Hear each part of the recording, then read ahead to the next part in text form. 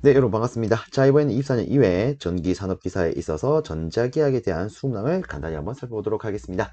자, 첫 번째 문제입니다. 플러스 마이너스 Q 쿨롱으로 대전된 두 개의 도체 간의 전이차를 전이계수로 표시한 것은 물었습니다. 그리고 좀 더 친절하게 P12는 투혼과 같다. 이런 것도 줬어요.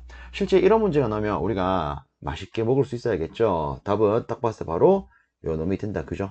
그래서 간단히 다시 한번 체크했을 때 이처럼 플러스 마이너스 q 뭐 예를 들어 여기 플러스 q가 있고 여기에 마이너스 q가 있대요. 그러면 실상 이 둘 간의 전이차를 전이계수로 표현하면 여기 있는 것처럼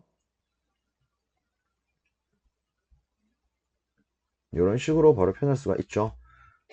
그래서 이 전이계수로 묻는 문제 같은 경우에는 실제 우리가 답으로 고를 수 있는 것들이 플러스 마이너스 2 플러스가 들어간 게 됩니다. 그래서 얘도 보시면 플러스 마이너스 2 플러스 이렇게 돼 있죠. 그리고 실제 이 관련도 문제를 보시면 전이계수를 가지고 뭐 정전 용량을 표현한 것을 골라봐라 이런 게 또 나온 적이 있습니다. 그래서 이때는 어떻게 쓸 수 있냐면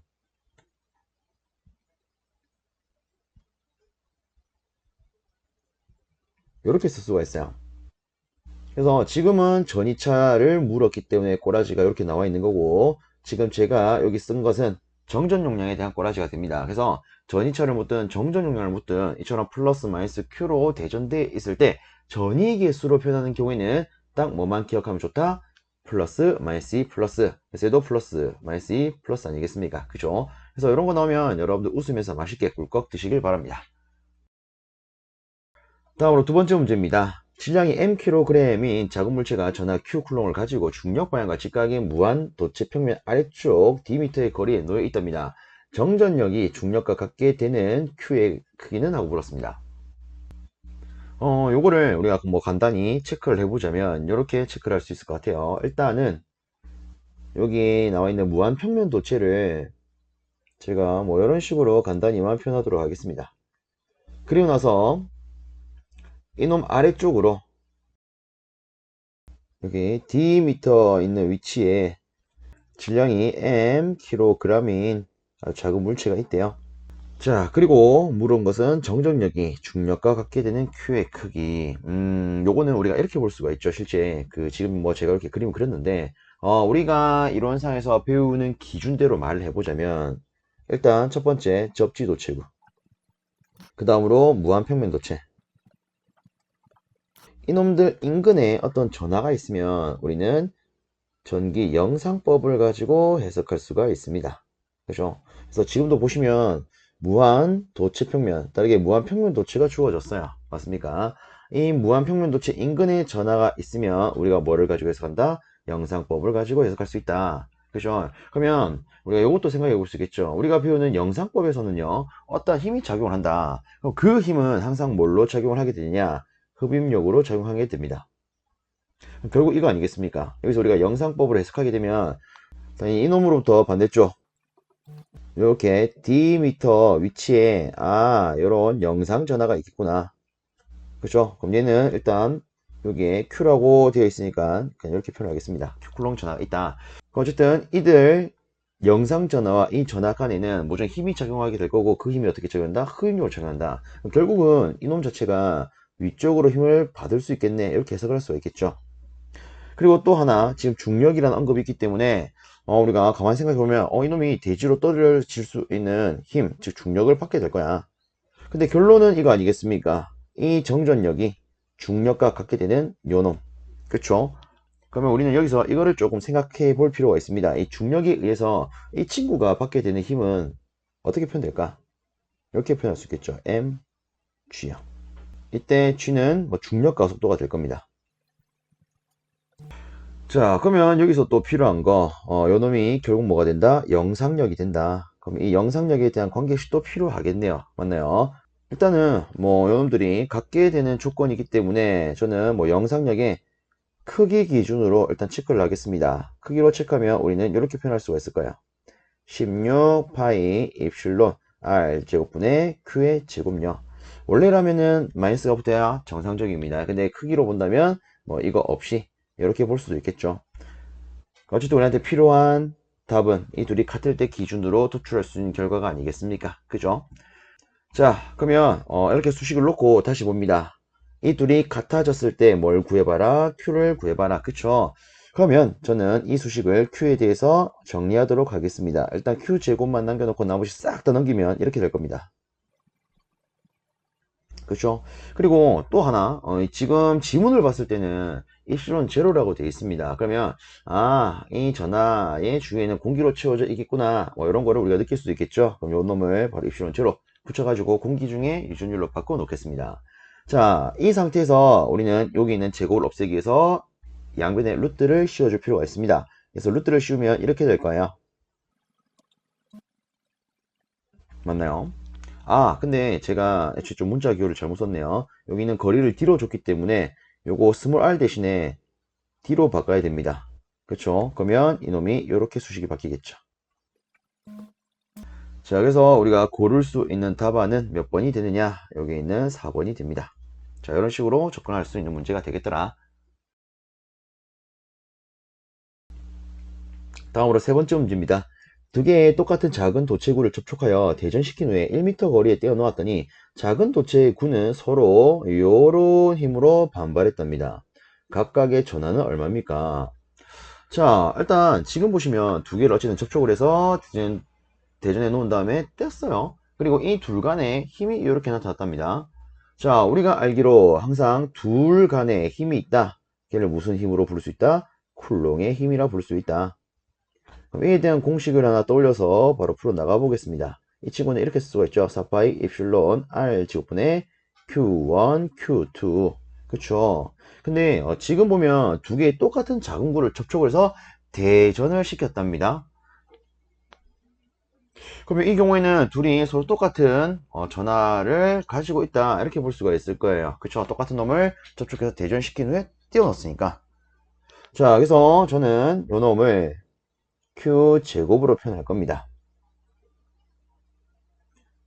자, 그 다음으로 또 보면 지금 매질에 대한 특별한 언급이 없습니다. 그럼 이때 우리는 얘를 입실론 제로 이렇게 취급할 수 있죠. 즉 매질에 대한 언급이 없다면 우리 일반적으로 뭐를 취급한다? 공기 또는 진공을 취급한다. 맞습니까? 자, 그러면 요 놈을 가지고 일단 Q에 대해서 수식을 정리하겠습니다. 나머지 싹을 넘기면 4파이 엡실론 제로 R 제곱 곱하기 힘이 될 거예요. 자, 그럼 여기서 이 R은 즉 서로 떨어진 거리는 1m가 될 거고요. 이때 힘은 9 곱하기 10의 마이너스 3승이 될 겁니다. 그죠? 그럼 우리가 Q를 구하기 위해서는 양변에 루트를 씌운 상태에서 얘들을 대입하면 되겠다. 그죠? 그럼 저는 뭐 이렇게 보도록 하겠습니다. 자, 이 자리에다가 8.855 곱하기 10의 마이너스 12승을 넣어서 요거를 계산기 한번 두드려 볼게요. 그러면 답이 대략 10의 마이너스 6승 정도로 나옵니다. 그래서 이놈은 2번으로 고를 수 있겠더라. 자, 근데 뭐 이렇게 푸는 방법도 있지만 실제 뭐 이렇게 풀 수도 있습니다. 자, 여기다가 다시 한번 적으면 우리가 여기 했던 대로 수식을 다시 한번 적으면요. 이렇게 쓸 수가 있겠죠. 근데 얘는 이렇게도 표현할 수가 있습니다. 요걸 가지고도 그대로 풀어나가도 관계는 없을 겁니다. 그래서 우리가 다 했으면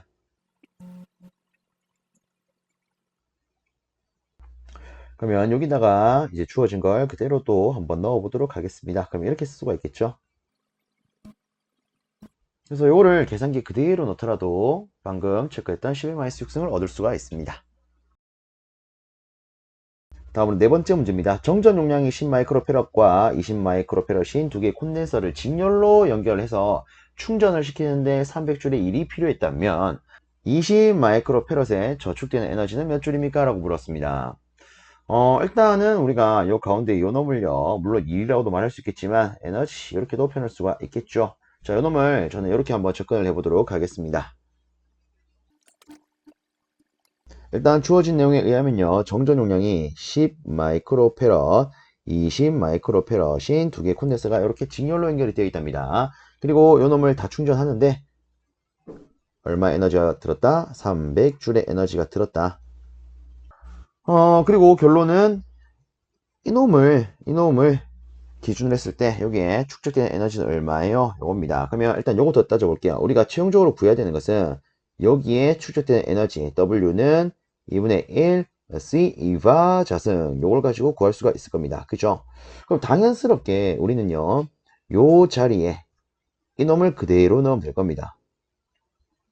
근데 문제는 이 친구가 없네요. 그쵸? 즉 여기 있는 조건을 가지고 우리는 요 놈을 구해야 된다. 이게 이 문제의 1차적인 목표라고 볼 수가 있습니다. 그래서 얘를 구하고 나면 우리가 2차적으로 얘를 구할 수 있겠죠. 그러면 여기서 이 콘덴서에 걸리는 이 전압을 어떻게 구할 수 있을까? 자, 요거를 이렇게 한번 접근을 해볼게요. 우선에 우리가 얘를 하나로 합성을 했다라고 하면은 당연히 합성 정전 용량이 있을 겁니다. 얘를 그냥 CT라고 넣겠습니다. 그럼 지금 직렬이니까 일단 얘들을 한번 합성을 하면 두 놈의 합분의 곱으로 이렇게 계산할 수 있겠죠. 그래서 요거를 계산하면 6.67 마이크로페럿이더라 이런 값이 나올 겁니다. 그럼 얘를 왜 계산을 했느냐? 자, 일단 보시면 여기에 전체 공급된 에너지가 있고요. 그리고 이렇게 전체 합성 용량을 뽑아냈다면 우리는 당연히 이 회로에 걸리는 전체 전압을 알 수가 있을 거예요. 뭘 통해서? 이 관계식을 통해서. 요것 때문에 제가 뽑아냈다 라고 보시면 되겠습니다. 그래서 우리가 전체를 기준으로 해석을 하게 되면 전체에 축적되는 에너지는 2분의 1 C바 자승 다시 쓸 수가 있겠더라. 그러면 이 회로에 걸리는 전체 전압을 뽑아내려면 우리가 싸그리 이항을 해줘야겠죠. 그러면 EW 나누기 C 해놓고 루트 씌운 요 꼬라지로 표현할 수가 있을 거예요. 그럼 여기다가 우리가 방금 도출한 값을 그대로 넣어 보겠습니다. 여기에는 6.67 곱하기 10의 마이너스 6승 넣어줘야겠죠. 자, 그 다음 2 곱하기 여기 전체적으로 공급된 1 혹은 에너지가 얼마다? 300. 자, 요거 계산기 한번 두드려 봅시다. 그러면 아마 9484.46 이렇게 나올 거예요. 그쵸? 자, 이게 뭐다? 전체 공급된 전압이다. 근데 우리한테 필요한 것은 어디에 걸린 거? 여기에 걸린 게 필요합니다. 그럼 이때 우리가 떠올려야 되는 거, 직렬 회로는 전압이 나뉘더라. 전압 분배 법칙을 적용할 수 있더라. 그쵸? 항상 전압 분배 법칙을 적용하실 때는 저항 기준인지 콘덴서 기준인지는 확실하게 구분을 하셔야 됩니다. 아셨습니까? 자, 일단 저는 간단히 이렇게 한번 적어 볼게요. 저항 기준으로 할 때, 그리고 콘덴서 기준으로 할 때, 뭐 다들 알고 계시겠지만 눈으로 보시면서 다시 한번 더 잡아주시면 좀 더 좋지 않을까 싶습니다. 자, 분배되는 전압은 어떻게 계산할 수 있습니까? 저항 입장에서는 전압 분배 법칙을 이렇게 쓸 수가 있죠. 두 놈의 합, 즉 직렬로 접속된 저항의 합분의 자기 거 곱하기 전체 전압. 콘덴서는 어떻게 적용을 합니까? 콘덴서에 대한 분배 전압은요, 직렬로 접속된 두 콘덴서의 정전용량 합분의 남의 거 곱하기 전체 전압 이렇게 쓸 수가 있습니다. 그래서 이 분자에 자기께 들어가는지 남에게 들어가는지 요거 잘 체크하셔야겠죠. 그쵸? 자, 그래서 요걸 토대로 여기 걸리는 즉 20 마이크로페럿 콘덴서에 걸리는 전압 한번 도출하겠습니다. 자, 일단 여기는 뭐가 필요합니까? 두 정전 용량의 합. 그럼 10과 20을 더하면 30이겠죠? 분의 누구 거? 남의 거. 여기서 말하는 남의 거는 뭡니까? 지금 우리가 계산을 해야 되는 것은 여기 걸리는 전압이에요. 이거를 구하기 위해서 필요한 정전량은 요놈, 지가 갖고 있는 요놈이 아니라 남의 거, 요놈이 필요하다고요. 그래서 여기는 10 마이크로페럿이 들어가야겠죠. 그리고 곱하기 전체 전압, 이거 들어가면 됩니다. 그래서 요놈을 계산을 하시게 되면 3161.49 정도의 값이 나올 거예요. 그러면 이제 끝났다, 그죠? 얘를 어떻게 하면 됩니까? 여기다가 그대로 넣으면 됩니다. 자, 뭔가 조금 복잡해 보이니까 이 친구를요, 여기로 조금 이끌어내겠습니다. 이끌어내서 다시 계산하면 W는 2분의 1 C 자리에 20 곱하기 10의 마이너스 6승 넣어주시고 전압 자리에는 이렇게 넣으면 되겠다, 그죠? 그래서 계산기를 두드리면 99.95 줄 정도가 나올 겁니다. 그럼 어쨌든 우리가 여기서 뭐 고를 수 있는 것은 1번밖에 없겠다, 그죠? 자, 이런 식으로 고를 수 있는 문제가 되겠습니다. 체크해 주시고 다음 문제 봅니다. 다음 5번째 문제입니다. 무한평면 도체로부터 거리 A 미터 되는 곳에 점전사가 아니겠죠. 점전하 Q쿨롱이 있을 때 Q쿨롱과 무한평면 도체 간의 작용력은 하고 물었습니다. 솔직히 이거 같은 경우에는요, 우리가 뭐 앞에서 풀었던 두 번째 문제였나요? 거기서 이제 적용된 거죠. 일단 뭐 맞바로 답을 체크하자면 실제 답은 요 놈이 됩니다. 그래서 우리가 뭐 다시 한 번 더 체크를 해봤을 때는 이렇게 볼 수가 있을 겁니다. 예를 들어 여기에 뭐 무한평면 도체가 있습니다. 그리고 이놈 인근에 어떤 전하가 있대요. 얘를 뭐 플러스 Q라고 합시다. 자, 앞에서 했지만 다시 한번 보겠습니다. 접지 도체구나. 이처럼 무한 평면 도체가 나와 있다면 우리는 기본적으로 뭐를 가지고 해석할 수 있다? 영상법요. 맞습니까? 그래서 여기 있는 거리를 이제는 뭐 A라고 합시다. A라고 하면 실제 이 무한 평면 도체의 입장에서는 이놈 반대쪽으로 이렇게 놓고 반대쪽으로 A 되는 위치에 영상 전하가 있다. 이렇게 볼 수가 있습니다. 그럼 이때 이 무한평면 도체가 나왔을 때 영상 전하는 이렇게 볼 수 있죠. 이 친구랑 크기는 같고 부만 다른 거. 맞습니까? 그럼 이때 서로 간에 작용하는 힘, 요 놈을 우리가 영상법에 대해서 작용하는 힘이다 라고 해서 영상력이라 부르죠. 맞습니까? 그러면 이로부터 나오는 이 영상력 어떻게 계산합니까? 실상 이 영상력은요, 이놈과 이놈에 대한 쿨롱의 힘입니다. 그래서 우리가 쓰면은 처음에는 이렇게 쓸 수가 있겠죠. 4 바이 입실론 R 제곱분의 뭐 Q1, Q2요. 근데 얘를 영상법에다가 그대로 접목을 하면 일단 4 파이 입실론 해놓고요. 자, 이놈들 간의 전체 거리는 얼마예요? 2A 아니겠습니까? 그쵸? 여기가 A, 여기가 A이기 때문에 그러면 이 R 자리에는 우리가 2A 제곱 이렇게 쓸 수가 있을까요? 그 다음에 위에 뭐 Q1에는 플러스 Q를 넣을 거고요. Q2에는 마이너스 Q를 넣겠습니다. 그래서 얘를 정리하게 되면은 어떻게 나옵니까? 자, 요놈 전개하면 4A 제곱이 될 거니까 전체 분모를 정리하면 4가 아닌 16 파이 입실론 A 제곱 분의 마이너스 Q 제곱 이렇게 되겠죠. 그리고 요걸 토대로 확인할 수 있는 거 영상력은 항상 뭘로 적용한다? 마이너스면 흡입력 아닙니까? 그래서 흡입력으로 적용한다. 그래서 요 개념을 알고 계신다면 이 문제 딱 봤을 때 이거 딱 바로 1번이네 이렇게 고를 수 있으실 겁니다. 그리고 이 수식은 뭐 이런 개념을 토대로 나왔더라. 한 번쯤 더 바라봐 주시면 도움될 수 있겠죠. 체크하고 넘어갑니다. 다음으로 여섯 번째 문제입니다. 완전 유전체에서 경계 조건을 설명한 것 중 옳은 것은 하고 물었습니다. 자, 일단 뭐 간단히 한번 체크를 해보겠습니다. 자, 우리가 말하는 경계 조건. 자, 일단 여기서 저는 요거부터 좀 언급을 드리도록 하겠습니다. 실제 이 경계 조건에서는 이런 게 있습니다. 이 경계면에 대해서 수직으로 어떤 성분이 들어온다. 그럼 그 성분은 굴절한다, 한다, 굴절하지 않는다. 그래서 하나 적으면 경계면에 수직으로 입사하는 경우 굴절하지 않습니다. 항상 비스듬하게 들어와야 굴절을 하죠. 그죠? 그럼 이에 대한 법칙들을 조금 살펴보면 첫 번째, 실제 우리가 일반적으로 말하는 경계 조건에서 제일 먼저 떠올릴 수 있는 게 요거죠. E1 sin 세타 1는 E2 sin 세타 2랑 같다. 이걸 가지고 우리는 이렇게 말을 합니다. 전개는 접선 성분이 연속이다. 다르게 말하면 접선 성분이 같다. 그렇죠? 자, 그 다음에 두 번째 D1 코사인 세타 1 이꼴 D2 코사인 세타 2가 됩니다. 이놈을 가지고 우리는 이렇게 말할 수가 있죠. 전속 밀도는 어떤 성분이 같습니까? 법선 성분이 같습니다. 다르게 말하면 수직 성분이 같아요. 혹은 얘를 연속이에요. 이렇게 말할 수가 있죠. 그리고 마지막 세 번째, 우리가 굴절 법칙이라고 볼 수 있는 이런 수식이 있습니다. 탄젠트 세타 1 나누기 탄젠트 세타 2는 이런 식으로 표현할 수 있더라. 얘를 우리가 굴절 법칙이라고 부르죠. 자, 그래서 우리가 요거를 토대로 해석을 해본다면 이런 것도 볼 수가 있습니다. 실질적으로 이 탄젠트 값과 유전율 값은 비례합니다. 맞습니까? 그래서 유전율이 크면 이런 각도도 커질 수밖에 없다. 그러면 여기서 이렇게 한번 가정을 해볼게요.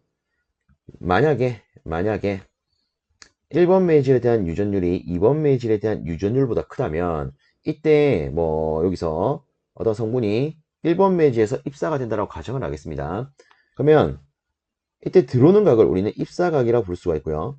그럼 다른 매질에서는 굴절이 일어나기 때문에 그에 대한 각을 굴절각이라고 부를 수가 있을 거예요.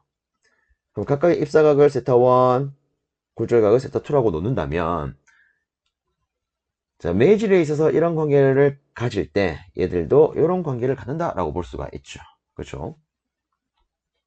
그래서 이 경계 조건에 대해서 필요한 내용을 우리가 간단히 한번 또 이렇게 체크를 해 보았습니다. 그러면 여기 주어진 걸 가지고 한번 또 답 체크해 볼까요? 자, 일단 옳은 것은 하고 물었어요. 첫 번째, 전성밀 때 접선 성분은 같다? 에헤이, 법선 성분이 같아야겠죠. 두 번째, 전개, 법선 성분, 에헤이, 접선 성분이 같아야 됩니다. 자, 그 다음에 세 번째, 경계면에 수직으로 입사한 전속은 굴절하지 않는다. 그쵸? 수직으로 입사하는 경우에는 굴절하지 않습니다. 그럼 이 문제의 답은 3번 되겠네요. 자, 그 다음 네 번째 한번 볼게요. 유전열이 큰 유전체에서 유전열이 작은 유전체로 전기에 입사하는 경우 굴절각은 입사각보다 크다. 아니죠. 반대로 말해야죠. 입사각은 굴절각보다 크다. 그게 바로 요 내용 아닙니까? 혹은 뭐 굴절각은 이렇게 말을 하려면 입사각보다 작다. 이렇게 돼야 할 겁니다. 그래서 답은 3번인 거 아시겠죠? 체크해 주시고 아래쪽에 7번째 문제 보도록 하겠습니다. 자, 7번째 문제를 보시면 이런 조건의 평등작의 수직한 방향으로 제트기가 이런 속도로 날아가고 있답니다. 제트기 한쪽 날개 길이가 40m라고 할 때 제트기 날개의 끝간의 전이차는 얼마예요? 라고 물었습니다. 자, 근데 여기서 제가 안내를 드릴 사항이 하나 있습니다. 어떤 게 있냐면 실제 요거는요 제가 조금 임의로 가공한 문제입니다.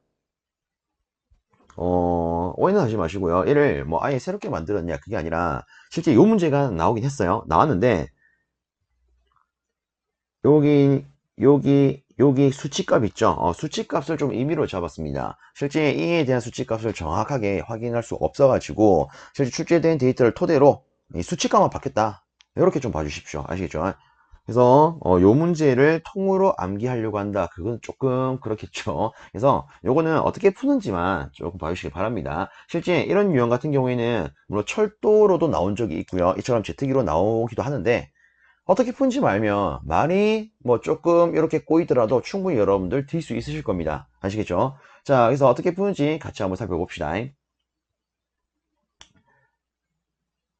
자, 우선 다시 체크를 하면 평등작에 수직한 방향으로 제트기가 날아가고 있답니다. 그럼 여기서 수직한 방향, 일단 각도 성분이 하나 나왔어요. 90도. 그쵸?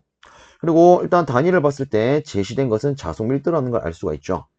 자, 그리고 어떤 속도, 속도가 주어졌어요. 우리가 속도를 이렇게 V로 쓸 수가 있습니다. 그리고 길이가 또 주어졌네요. 그리고 물어보는 것은 전이차 물었습니다. 전이차. 그럼 우리 한번 생각을 해볼게요. 어떤 자속 밀도가 주어져 있고 운동하는 도체가 있네. 여기서 나타나는 전이차 이게 뭘까? 아, 바로 기전력에 대한 게 되겠네. 그렇죠? 자, 우리가 이론상에서 배우는 것 중에 이런 게 있습니다. 자속 밀도가 있는 공간에서 도체를 운동시키면 V의 속도로 운동을 시키면 특정 길이를 갖는 도체에서 뭐가 생긴다? 기전력이 생긴다. 이거를 무슨 법칙이라고 합니까? 플레밍 아저씨. 플레밍 아저씨네. 플레밍의 오른손 법칙이라고 하죠. 그죠? 뭐, 여튼, 자, 그러면 다시 볼게요. 이놈에 대한 수식을 다시 한번 제대로 떠올리면, 이제 기전력은요, 이렇게 쓸 수가 있습니다. B, V, L, 사인, 세타요. 맞나요? 그러면 끝난 거 아닐까요? 왜? 우리는 이미 자속밀도 값을 알고 있습니다. 2.2 곱하기 10의 마이너스 6승이라고요. 그쵸? 그 다음에 속도값 1150m/s. 실제 뭐 다른 문제를 보시면 얘가 km/h 뭐 이런 식으로 나오는 경우도 있습니다. 그래서 m/s인지 혹은 per hour로 나와 있는지 이런 거는 좀 여러분들 구분하실 수 있어야겠죠. 그렇죠? 그래야 우리가 필요한 값을 온전히 도출할 수 있을 거니까. 그래서 이런 단위도 한 번쯤 체크해 주시고요. 자, 그 다음에 필요한 것은 도체의 길이가 필요합니다. 근데 잘 보셔야 돼요. 여기 길이가 40m 되어 있네. 그럼 40 넣으신 분이 분명 있을 겁니다. 근데 잘 보셔야 돼요. 지금 우리가 구하고자 하는 것은 제트기 날개 끝간의 전이차입니다. 근데 지금 주어진 이 길이는 제트기 한쪽 날개의 길이에요. 그러면 우리가 이렇게 봐야 되는 거 아니겠습니까? 예를 들어 뭐 여기 이런 식으로 제트기가 있대요. 자, 지금 이 한쪽 날개가 어떻다고요? 40m라고요. 그러면 다른 쪽까지 고려한다면 얘도 40m니까 뭐 대략적으로 우리가 80m 정도는 된다 이렇게 봐야 되지 않겠습니까? 그쵸? 자, 그래서 얘는 80으로 정정을 할 필요가 있겠죠. 자, 그 다음에 뒤에 사인 세타 값이 필요한데 이때 세타 여기는 90을 넣으면 되겠죠. 왜? 애초에 수직한 방향으로 나와 있기 때문에. 맞습니까? 그러면 사인 90은 1이니까 이대로 계산하면 되겠네요. 그래서 요거를 계산기로 두드리면 0.2V 정도에 대한 값이 나옵니다. 만약에 그 여러분들이 여기다 40을 넣었다면 야 요거 충분히 답으로 고를 수 있겠죠. 근데 정확히는 답은 2번이 된다. 자, 그래서 요렇게 이 자속 밀도의 성분이 나오고 운동하는 성분이 있고 전압을 물어본다면 여러분들 뭘 떠올리셔야 된다? 플레밍의 오른손 법칙 아시겠죠? 그래서 이 주어진 조건을 가지고 여러분들이 어떤 수식을 써야 되는지 얘 플레밍 법칙에 대한 문제구나 이렇게 뽑아낼 수 있다면 얘가 뭐 제트기로 나오든 기차로 나오든 혹은 제가 일전에 만들었던 그렇죠 우주선으로 나오든 여러분들은 맛있게 드실 수 있으실 거예요. 아시겠죠? 그래서 요거는 다시 한번 더 봐주셨으면 좋겠습니다. 다음에 8번째 문제입니다. 토로이드 코일에 전류 흘릴 때 토로이드 코일의 인덕턴스에 대한 관계성을 옳은 것은 물었습니다. 자, 이 토로이드 코일. 야, 이거 뭘까? 자, 저는 최대한 간단히 언급을 드리도록 하겠습니다. 이 토로이드 코일에 있어서 이 내부 철심의 단면적이 원형을 이룬다면 얘를 우리는 환상 솔레노이드로 취급해서 해석할 수가 있습니다. 그래서 앞으로 여러분들 시험치를 갔을 때 토로이드가 나왔다. 이거 환상 솔레노이드에 빗대어서 해석하면 되더라. 이렇게 한번 딱 잡아 주십시오. 아시겠죠? 자, 그럼 보겠습니다. 결국 여기서 인덕턴스는 환상 솔레노이드 기준으로 해석을 하면 L분의 뮤 Sn 제곱 이렇게 볼 수가 있을 거예요. 자, 근데 여기서 한 가지 더. 이 환상 솔레노이드는 실제 내부의 철심이 이렇게 원형으로 생긴 거 아니겠습니까? 다르게 말하면 자루의 길이도 이렇게 원형으로 생긴 거 아니겠습니까? 맞나요? 그럼 이처럼 원으로 생겨 있다면 여기서 우리가 반지름의 요소를 가지고 이 원의 둘레, 다르게 말하면 이 자루의 길이를 2파이r로 표현할 수 있습니다. 그래서 이 경우에는 얘를 이렇게 표현할 수 있죠. 2파이r분의 뮤 sn 제곱요. 맞나요? 그러면 답 다 나왔습니다. 인덕턴스는요 반지름의 반비례, 투자율 단면적의 비례, 권수 제곱의 비례. 그러면 답은 바로 1번 되겠죠. 자, 다시 단면적 권수 제곱의 비례하더라. 그쵸? 단면적의 비례, 권수 제곱의 비례, 그리고 반지름의 반비례한다. 끝. 자, 이렇게 고를 수 있겠습니다. 자, 그래서 다시 한번 언급하면 앞으로 여러분들 시험 치렀을 때 토로이드가 나왔다. 그럼 얘를 뭘로 취급을 해봐라? 환상 솔레노이드로 취급을 해봐라. 아시겠죠? 자, 이 정도로 마무리하고 넘어가도록 하겠습니다. 다음으로 9번째 문제입니다. 전자석에 사용되는 연철은 어떤 성질을 갖는가? 일단 간단히 말하면 전자석에 사용되는 자동차의 구기 조건 뭐 이렇게 볼 수 있겠죠. 자, 간단히 한번 살펴보겠습니다. 실제 우리가 자석의 구기 조건은요. 영구 자석이냐 전자석이냐 이렇게 나누어서 볼 수가 있습니다. 물론 이제 세부적으로 따지자면 첫 번째 잔류자기가 있고요. 그 다음에 보자력, 그 다음에 히스테리시스 곡선에 대한 면적이 있습니다. 자, 솔직히 뭐 저는 이렇게 생각을 해요. 얘를 일일이 하나 다 갖고 가기보다는 그냥 통째로 영구 자석이라고 하면 뭔지 몰라도 그냥 싸그리 다 크다. 근데 전자석은 딱 하나만 기억을 해줍니다. 누구만 크다? 잔류자기만 크다. 그러니까 실제 얘는 나머지는 작아야 돼요. 근데 우리가 뭐 하나하나 일일이 뭐 잔류자기 크고 보자력 크고 히스테리시스 면적 크고 얘는 잔류자기 크고 보자력 작고 히스테리시스 면적 작고 이렇게 하면 조금 거시기 하잖아요. 그죠? 챙겨야 될 것도 많아 보이고. 그래서 간단하게 영구자석은 뭔지 몰라도 그냥 무조건 다 커야 된다. 전자석은 뭐만 크다? 잔류자기만 크다. 딱 이렇게 간단히만 챙기시길 바랍니다. 그럼 끝나요. 지금은 전자석에 대한 거 묻지 않았습니까? 그쵸? 그러면 잔류자기만 크다. 이렇게 된 것만 찾으면 끝납니다. 뭐 다르게 말하면 잔류자기 외쪽으로는 다 작다. 그럼 답은 4번 되겠죠. 다음으로 아래쪽에 10번째 문제 보겠습니다. 권수가 n에 관계있는 환상 솔레노이드가 있대요. 철심의 투자율이 균일한 경우에 환상 솔레노이드의 자기 인덕터스는? 하고 물었습니다. 뭐 결론적으로 말하면 자기 인덕터스에 대한 공식을 골라봐라 이거 아니겠습니까? 그죠? 자, 그럼 요거는 요따다가 뭐 간단히 한번 살펴보도록 하겠습니다. 자, 저는 이렇게 언급을 드려볼게요. 인덕턴스 관계식. 자, 이 인덕턴스는요, 우리가 자체 인덕턴스 혹은 자기 인덕턴스라고 부르는 친구가 있고요. 그 다음으로 상호 인덕턴스라 부르는 친구도 있습니다. 일단 둘 다 당연히 단위는 헨리가 될 겁니다. 그죠? 자, 부가적으로 이 자기 인덕턴스는요, 항상 양의 부호를, 상호 인덕턴스는 서로 간의 자속이 같으면 양의 부호를 다르면 음의 부호를 갖습니다. 자, 그리고 요 놈에 있어서 우리가 챙겨야 되는 공식 중에 하나는 i분의 n파이가 있습니다. 그 다음에 한 가지 더 rm분의 n제곱도 있죠. 그리고 또 한 가지 더 l분의 뮤 sn제곱도 있습니다. 특히나 우리가 이 뒤의 관계를 가지고 인덕턴스는 권수의 제곱에 비례해요. 이런 것도 생각해 볼 수가 있죠. 자, 그 다음으로 상호 인덕턴스. 솔직히 요놈 같은 경우에는 저는 이렇게 안내를 드립니다. 여기에 있는 요 두 식만 가지고 얘를 만들어 가면 된다. 즉 이런 거죠. 일단 보면 공통적으로 두 식은요 n의 제곱을 품고 있습니다. 그러면 상호 인덕턴스 쓸 때에는 어떻게 해라? n 제곱을 각각 찢어서 써라. 그럼 얘도 마찬가지죠. L분의 뮤 S N을 찢어서 씁니다. 그리고 나서 한쪽은 1차, 한쪽은 2차, 한쪽은 1차, 한쪽은 2차 이렇게만 만들어주면 상호 인덕턴스에 대한 관계식이 나옵니다. 물론 이 외적으로 우리가 암기를 또 해야 되는 게 있습니다. 어떤 게 있냐면 이거 외에 결합계수 루트 L1, L2요. 요거는 조금 알아놓는 게 좋죠. 그죠? 자, 그래서 인덕턴스 관계식을 뭐 이렇게나마 간단히 좀 살펴봤습니다. 그리고 한 가지만 더 할까요?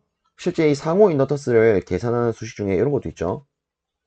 4분의 가동 접속 시의 합성값 마이너스 자동 접속 시의 합성값.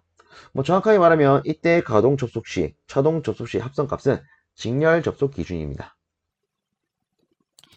그래서 뭐 간단하게나마 이렇게라도 봐주신다면 혹시나 이에 대한 문제가 나왔을 때 여러분께 조금은 도움이 될 수 있지 않을까 싶습니다. 자, 어쨌든 요것으로 마무리하고요. 답 바로 체크하겠습니다. 그럼 답은 바로 뭐 2번 이렇게 고를 수 있겠다. 그죠? 자, 넘어갑니다. 다음은 11번째 문제입니다. 다음 조건 중 틀린 것은 단 카이 M은 비자화율, 뮤S는 비투절 이렇게 나와 있습니다. 그리고 어떤 조건이냐에 따라서 뭐 강자성체인지 상자성체인지 얘들을 고르래요. 그러면 우리가 여기서도 한번 간단히나마 생각을 해보는 게 좋을 것 같습니다. 자, 일단 우리가 알고 있는 자성체는 크게 세 가지가 있습니다. 강자성체, 상자성체, 반자성체요. 맞습니까? 자, 일단 이 강자성체는요. 비투절 관계로 하면 이놈이 1보다 억실히 커요. 상자성체는요. 코딱지만큼 큽니다. 그렇죠? 네, 반자성체는요. 1보다 작아요. 이런 특징을 가지고 있죠. 자, 그 다음으로 우리가 이 비자화율을 따질 건데 정확하게 이 자화율이라고 하는 것은 뮤0, 뮤s, 마이너스 1로 쓸 수가 있습니다. 근데 여기서 얘들만 뽑아낸다면 이게 뭡니까? 바로 비자화율, 카이엠이죠. 자, 근데 어쨌든 얘는요, 우리가 비투절과 비교했을 때 1이 빠져야 됩니다. 그러면 우리는 이 비자화율 가지고 이렇게 표현할 수 있을 거예요. 요 놈은요, 0보다는 겁나게 클 거예요. 상자성체 같은 경우에는요, 0보다는 코딱지만큼 클 거예요. 그 반자성체 같은 경우에는요, 0보다는 작을 거예요. 그렇죠? 자, 그 다음에 우리 이런 것도 한번 생각해 봅시다. 강자성체에 대한 물질 종류, 뭐 이런 것도 한 번씩 시험에 나온다. 그죠?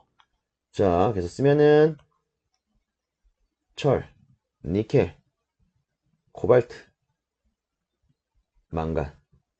저는 보통 여러분께 이렇게 안내를 드리죠. 제 친구 중에 철수가 있고 이 친구가 코 수술을 했는데 조졌어요. 그래서 철수야, 니 코 망했더라. 이렇게 하면 강자성체.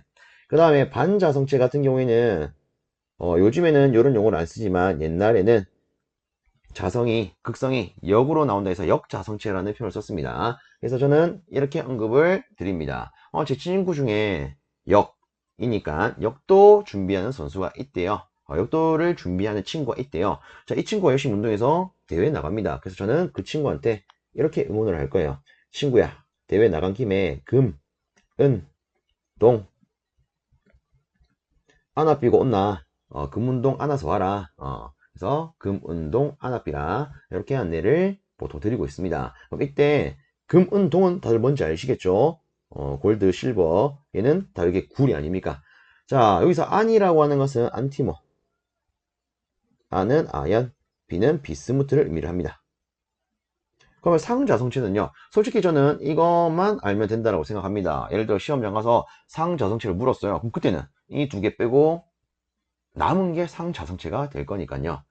물론 뭐 한번 체크를 내보자면 이렇게 쓸 수는 있습니다. 백금, 알루미늄, 텅스텐. 그래서 뭐 옛날에는 제가 요거를 암기할 때 백종원 선생님의 알통이 아름답다 해서 백알통 뭐 이렇게 기억을 했는데 솔직히 뭐 잘 안 나오니까 필요가 없더라고요. 그래서 요거 위주로 좀 봐주시면 어떨까 싶네요. 자, 제가 너무 새길로 샜다 그죠? 다시 원래대로 복귀하겠습니다. 자, 다음 조건 중 틀린 것은 안 물었어요. 자, 보면 비투절이 1보다 겁나리 큰 것은 강자성체다. 맞죠? 자, 그 다음에 비자화율이 0보다 살짝쿵 크고 뭐죠 이거? 이게 비투자율이 1보다 작으면 상자성체다? 말도 안 되는 소리 하고 있네. 그래서 답은 2번 됩니다. 상자성체가 되려면 내가 이렇게 바뀌어야 되는 거 아니겠습니까? 그죠? 자, 그래서 이 정도로 마무리하고 다음 문제 살펴보겠습니다. 다음으로 12번째 문제 보도록 하겠습니다. 비자화율이 2고요. 자수밀도가 이렇게롬 주어진 균일 물체가 있대요. 그리고 자개의 세기는 얼마입니까? 라고 물었습니다. 자, 요거 같은 경우에는 이렇게 한번 접근을 해보도록 하겠습니다. 자, 일단 실제 이 문제는요, 생각외로 간단한 문제일 수 있습니다. 자, 일단 저는 이렇게 접근해 볼게요. 다시 지문을 보면 자수밀도와 자기의 세기가 있어요. 일단 우리가 1차적으로 생각할 수 있는 거, 이 둘은 어떤 관계성으로 표현할 수 있을까? 자수밀도 B는 mu H로 표현할 수 있더라. 그쵸? 다시 한 번 더. 얘는 mu S, mu 제로 H로 표현할 수가 있습니다. 그럼 여기서 자기의 세기에 대해서 묻는 거기 때문에 나머지 싹 한번 넘겨볼까요? 그러면 이렇게 표현할 수 있을 거예요. 그리고 우리가 지문을 다시 한번 확인했을 때 여기 자수밀도 주어져 있습니다. 그리고 여기에 진공 중의 투자율은 우리가 이미 애초에 4파이 곱하기 10의 마이너스 7승이라는 걸 알고 있어요. 그러면 요것만 알면, 즉 비투자율만 알면 이거 게임 끝나는 거 아니겠습니까? 그죠? 그럼 요 놈은 어떻게 해야 될까? 자, 이때 필요한 힌트가 요 친구죠. 비자화율. 제가 앞에 문제를 하면서 했지만 이 비자화율이라고 하는 것은 비투자율 마이너스 1로 표현할 수 있는 값이 됩니다. 그러면 우리는 얘를 가지고 비투자율 계산할 수 있을 거예요. 이놈을 넘기면 비자화율 플러스 1이 될 거니까. 맞습니까? 근데 얘가 얼마예요? 2요. 그럼 끝났네요. 비투자율이 얼마다? 3이더라. 그러면 우리가 여기다가 이거를 넣어서 그대로 계산하면 되겠다. 그죠? 그래서 다시 한 번 더 적어 보겠습니다. 3 곱하기 4파이 곱하기 10의 마이너스 7승 분의, 지금 보면 차수밀도가 20y ax 이렇게 돼 있어요. 그쵸? 그러면 앞에 있는 숫자적인 부분만 우리 한번 계산을 해보도록 합시다. 즉 여기 있는 3 곱하기 4파이 분의 20 요 놈만 한번 계산해 볼게요. 그러면 아마 얘가 0.53 정도가 나올 겁니다. 그리고 뭐 밑에 있는 요 놈은 우리가 이런 식으로 바로 붙여주면 되겠죠. 그 다음에 뒤에 있는 나머지 y, ax 붙이면 되겠네요. 그래서 우리가 고를 수 있는 것은 1번 되겠습니다. 그래서 요 문제 여러분들 시험 치러 갔을 때 당하지 마시고 이런 식으로 한번 풀어 나가 보십시오. 다음으로 13번째 문제입니다. 액체 윤체를 포함한 콘덴스의 용량이 C페럿인 것에 V볼트의 전압을 가했을 경우에 흐르는 누설 전류는 하고 물었습니다. 단 유전체 유전율은 입실로, 고유정은 로로 표현한다. 뭐 이렇게 되어 있습니다. 자, 이처럼 자기학에서 누설 전류에 대해서 묻는다. 혹은 뭐 접지저항에 대해서 묻는다. 그럼 이때 바로 기억할 수 있는 수식 하나가 요 놈이 있습니다. RC는 로우 입실론이요. 그리고 누설 전류를 물었다. 그러면 옴의 법칙을 가지고 I는 R분의 V 요걸 돌릴 수가 있죠. 그러면 요것만 조합을 했다? 그럼 이 문제 끝납니다. 자, 이렇게 볼게요. 이 놈을 R에 대해서 수식을 바꿉니다. 그러면 C분의 로우 입실론 되겠죠. 그럼 얘를 어떻게 하면 되냐? 요따다가 넣으면 끝나요. 그래서 다시 누설 전류 I는요, 수식을 정리하면 로우 입실론분의 CV라는 수식이 나옵니다. 그래서 이 문제의 답은 3번 이렇게 고를 수 있겠습니다. 자, 그 다음에 14번째입니다. 전개 및 자개가 Z방향의 성분을 갖지 않고 동일한 전개와 자개를 합한 면이 Z축의 수직이 되는 팔은 무엇이랍니까? 자, 일단 제가 이거 읽으면서 어디다 체크했습니까? 면. 그렇죠. 실제 이 문제는요, 지문을 잘 보면 일단 답이 나와 있더라 라는 느낌을 받을 수가 있습니다. 면이죠. 여기 지문 봤을 때 면이 있는 거 4번이죠. 어떻게 잡으시는지 아시겠죠? 그래서 이런 문제가 나온다. 면 딱 체크하시고 평면파. 실제 이런 파를 우리가 평면파라고 부릅니다. 저렇게 간단히 체크하고 넘어가겠습니다. 다음으로 15번째 문제입니다. 유전율 입실론 투자율 뮤인 매질중을 주파수 FLH의 전자파가 전파되어 나갈 때 파장은 얼마예요? 라고 물었습니다. 자, 우리가 다루고 있는 이 전자계약에서 이렇게 파장이 언급되어 있다. 그러면 우리가 1순위로 떠올릴 수 있는 것은 바로 전파 속도가 됩니다. 자, 그러면 이 전파 속도에 대한 관계식을 한번 떠올려 볼게요. 자, 첫 번째, 람다 F가 있습니다. 즉, 파장 곱하기 주파수. 그쵸? 그 다음에 위상정수분의 각주파수. 그 다음에 루트 LC분의 1이 있고요. 그 다음에 루트 뮤 입실론분의 1이 있어요. 그럼 여기서 우리가 어떤 수식을 골라내면 되는지 한번 체크해 보겠습니다. 지금 보시면 파장을 구하래요. 그리고 유전율, 투자율이 주어져 있습니다. 아, 그러면 이 두 개의 관계를 쓰면 되겠네요. 그쵸? 자, 뽑아내긴 하는데 이때 바로 파장, 람다에 대해서 이항하면서 뽑아내 봅시다. 그럼 얘를 넘기면 주파수, 루트, 뮤, 입실론분의 1 이렇게 쓸 수가 있겠네요. 그러면 우리가 고를 수 있는 답안은 요놈 되겠죠. 이렇게 골라 먹을 수 있는 문제가 됩니다. 그래서 여러분들 시험 치렀을 때 파장이 나온다. 이렇게 전파 속도에 대한 관계식부터 쭉 한번 적어 보십시오. 답이 보일 수 있을 거예요. 자, 그 다음에 16번째. 동일 용량 C 마이크로페럿의 콘덴서 N개를 병렬로 접속을 했다면 합성 용량은 어떻게 됩니까? 라고 물었습니다. 야, 이런 거 나오면 맛있게 먹어야죠. 그쵸? 자, 콘덴서는 병렬로 연결을 한다. 그러면 저항으로 취급했을 땐 저항의 직렬과 같이 계산할 수가 있습니다. 맞습니까? 그럼 이처럼 N개 병렬로 되어 있다면 우리는 동일한 용량 값에다가 N을 곱한 형태로 계산할 수 있겠죠. 자, 한 가지만 더. 만약 얘가 병렬이 아니라 직렬로 나온다면 그때는 답이 요놈이 될 겁니다. 다음으로 17번째 문제 보도록 하겠습니다. 히스테리시스 손실은 주파수 및 최대 자수밀도 어떤 관계 있습니까? 라고 물었습니다.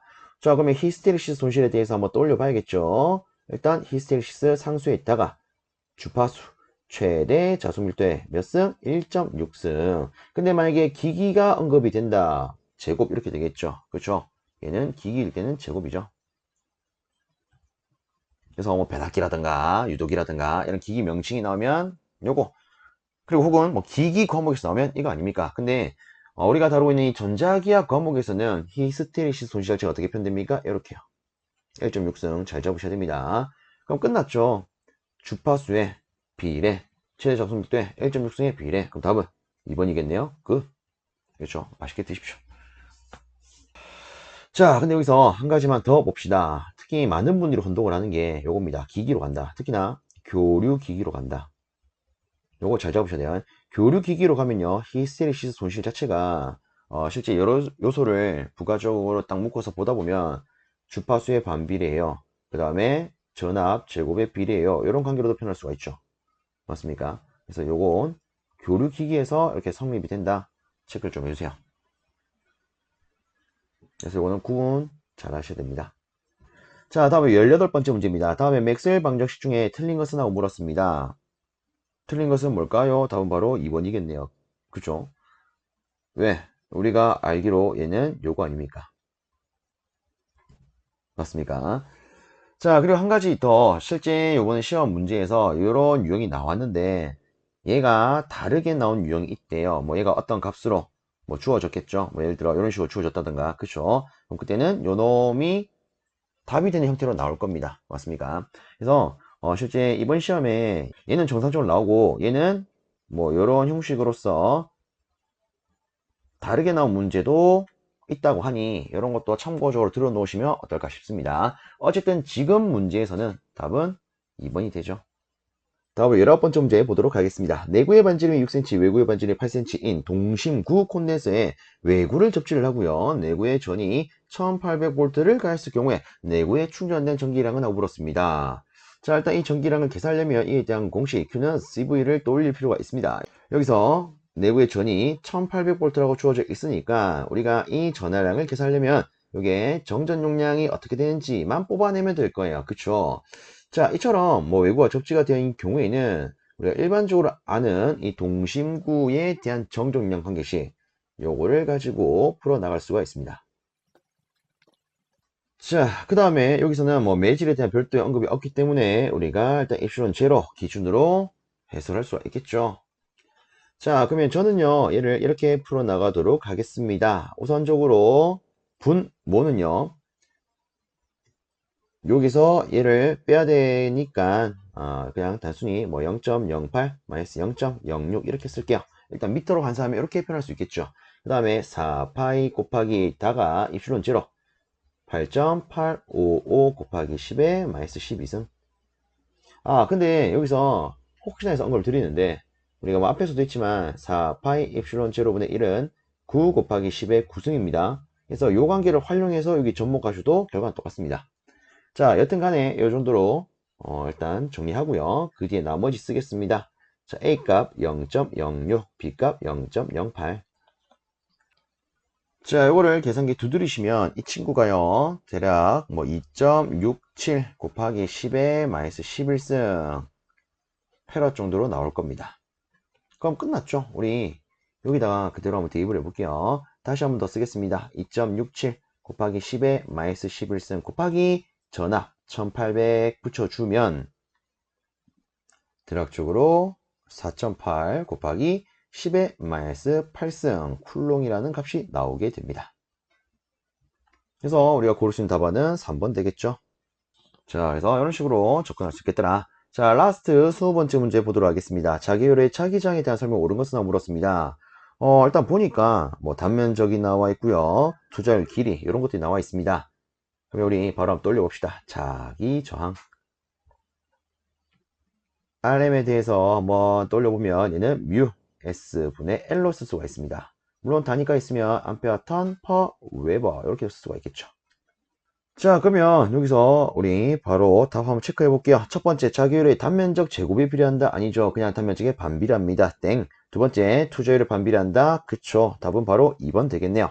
나머지 세 번째, 자기율의 길이의 반비례? 에헤이, 비례. 그 다음에 네 번째, 자기율의 단면적의 비례? 에헤이, 반비례. 그죠? 자, 이렇게 하면 끝납니다.